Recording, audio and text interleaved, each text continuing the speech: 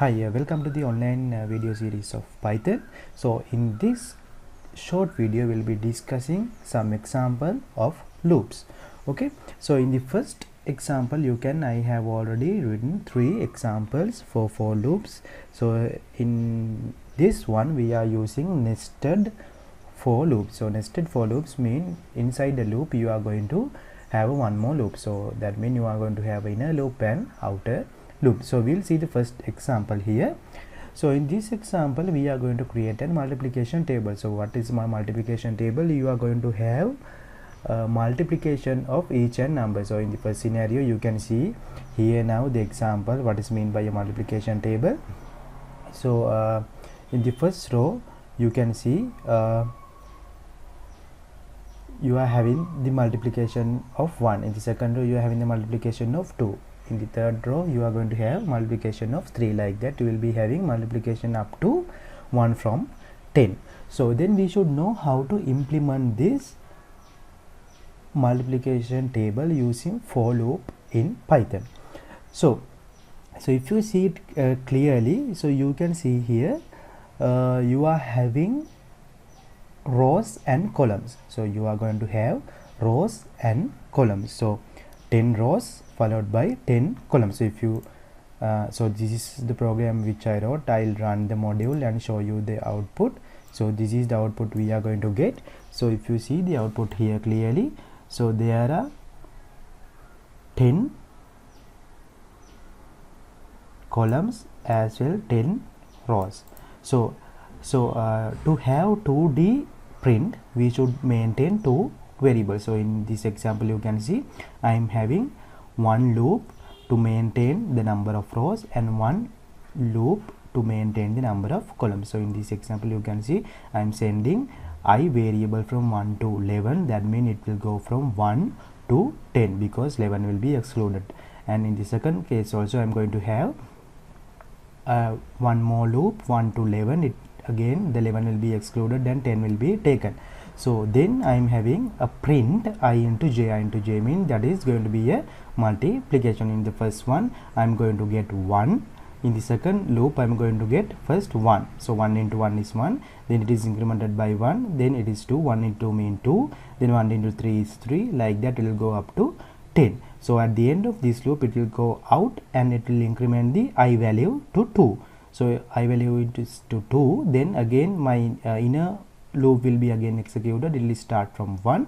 So then in the next line I am going to get 2 into 1 2, 2 into 2 4, 2 into 3 6. Like that it will go up to 20. So it will print like that. So it will go like that and it will loop inner loop and outer loop. Then when we get the 10 in the I, so I is then going to be 10 at the end. Then it will go for j is going to be starting from 1. So 10 into 1 is 10, 10 into 2 is 20, 10 into 3 is 30. Like that it will print up to 10 into 10, 100, and it will end the loop. So why we are using this print of this tag? So we are using this tag for having a new line. So this is how we are going to implement multiplication table using for loop.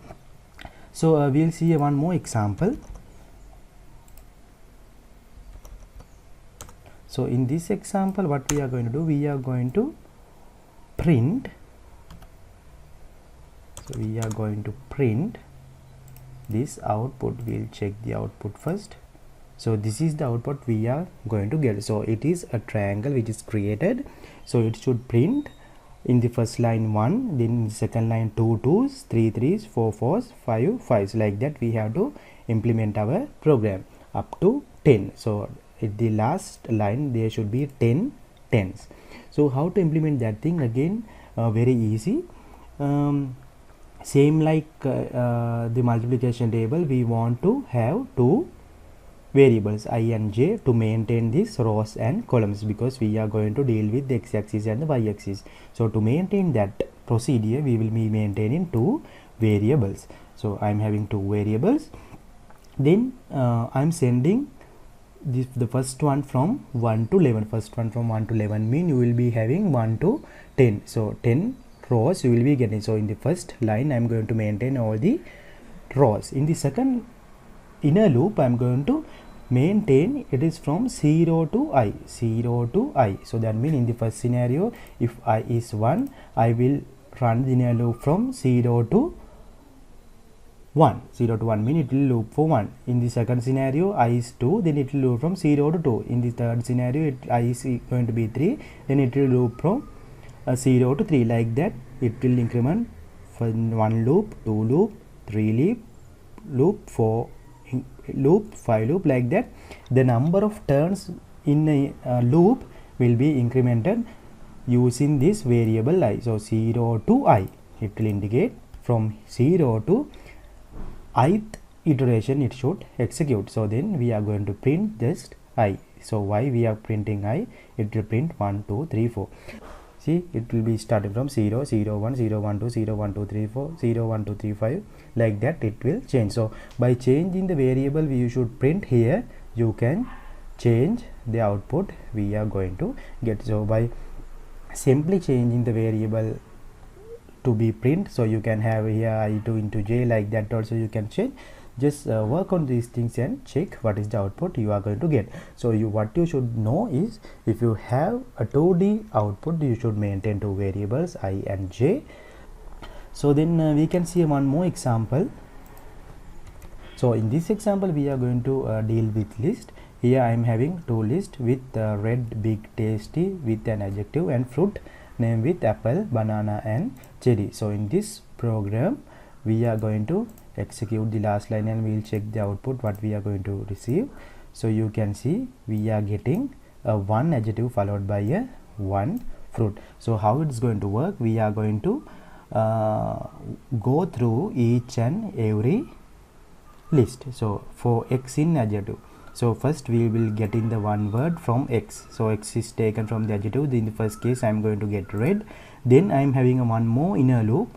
I am going to check whether y in fruits. So it is going to traverse through this fruits list. So it will print then red apple, red banana, red cherry in the first iteration of this one. Then it will incremented and it will go for the next one. Then next is going to be big.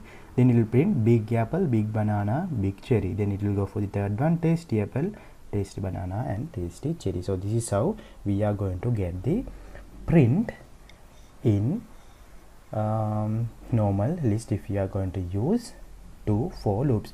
So knowing this thing is more than enough. You can work on by yourself and improve your knowledge on for and looping techniques. So in next video we will be discussing how to create star patterns using these looping techniques. So stay tuned with our YouTube channel. Don't forget to subscribe to our channel.